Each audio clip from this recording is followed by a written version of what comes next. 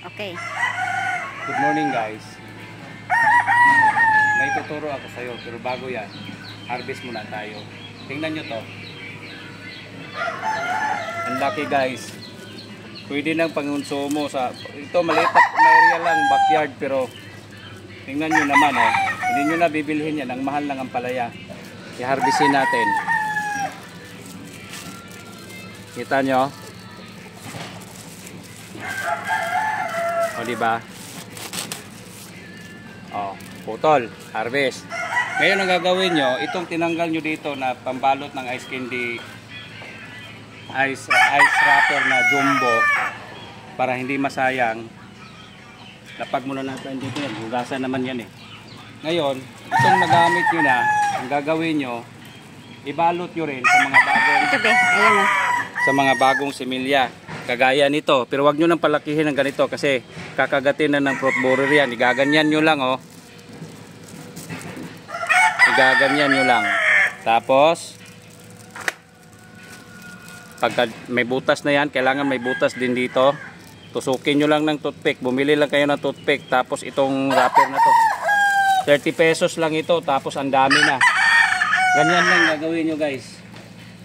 Dito sa ano, marami tayong babalutin para hindi masayang yung plastic. Maliit na portion lang to pero grabe na ano dito. Magsasawa kayo sa ampalaya.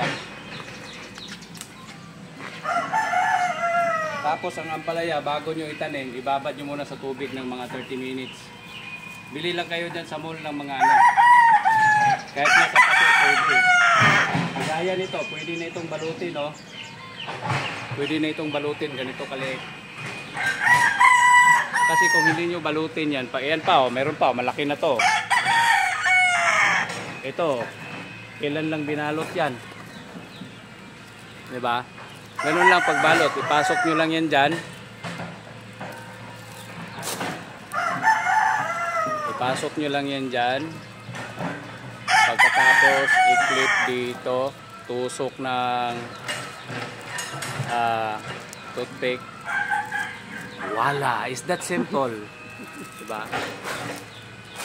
Ganun lang guys. Thank you, sana may natutunan kayo. Pakita natin yung ano, maraming bunga. Yan. Ampalaya, here we go. Tingnan nyo to guys oh. Ganun lang kasimple. Backyard, pag may mga pader kayo, ganun lang gagawin nyo. Backyard.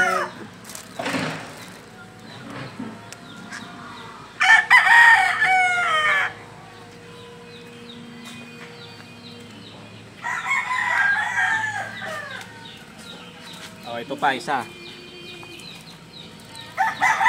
Ganun lang oh. Butasan dyan.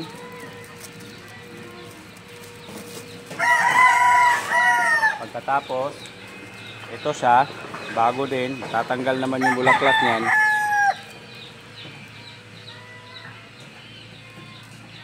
Pasok nyo lang yan dyan. Pagkapasok, i-clip nyo dito sa pinakapuno niya.